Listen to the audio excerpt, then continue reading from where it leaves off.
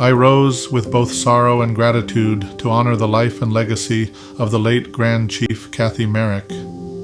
CATHY was more than a leader. She was a wife, a mother, a sister, a niece, an aunt, and a friend to so many. She carried each of these roles with love and responsibility, reminding us that true leadership begins with the family and extends outward to the nation and to the people. When I asked her if she would consider running for the position of Grand Chief, she did not hesitate. She said yes, without doubt, without fear, and the very first issues she wanted to take on were the most urgent and painful for our people: missing and murdered Indigenous loved ones, and policing to bring justice and safety to our communities. That was CATHY, direct, courageous, and unafraid to face the hardest challenges. She became the first woman to serve as Grand Chief, and in doing so, she blazed a trail for the generations that will follow. She showed our daughters, our granddaughters, and all the young women of our nations that leadership belongs to them as much as it belongs to anyone. She carried that responsibility with strength and dignity, proving that women's voices are not only necessary but essential for the survival and flourishing of our people.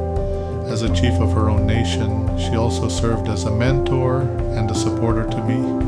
She defended me when I needed it, and she defended all chiefs when our voices needed to be heard. She stood strong beside us, and yet she always stood for the people first. Her leadership was fierce, but it was never cold. She could challenge you. She could stand firm and unmovable in her convictions, but when the meeting was over, she would wrap you in a hug. That was CATHY's gift, to be a warrior for her people, while also carrying the heart of a mother, an auntie, and a sister. Her passing leaves a deep void in our nations. I would rather have her here beside us still, fighting for justice and for our children, but I will forever carry the memory of her guidance, her encouragement, and her calls of support. She was a trailblazer, and that path she cut forward is now ours to continue.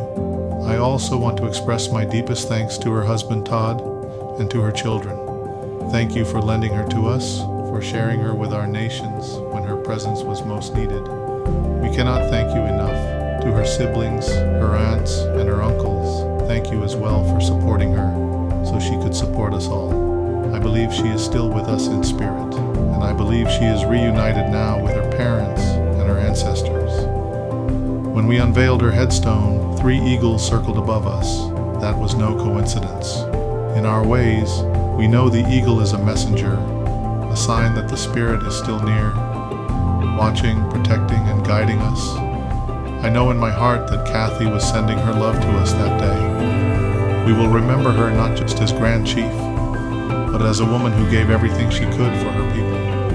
Her courage, her wisdom, her laughter, her hugs, her fierceness, and her compassion will continue to ripple through our communities for generations to come. On behalf of my nation, I honor Grand Chief CATHY Merrick. May her footsteps remain on our path. May her strength remain in our hearts. And may we continue her work with the same courage she carried, the same vision she held, and the same love she shared with us all.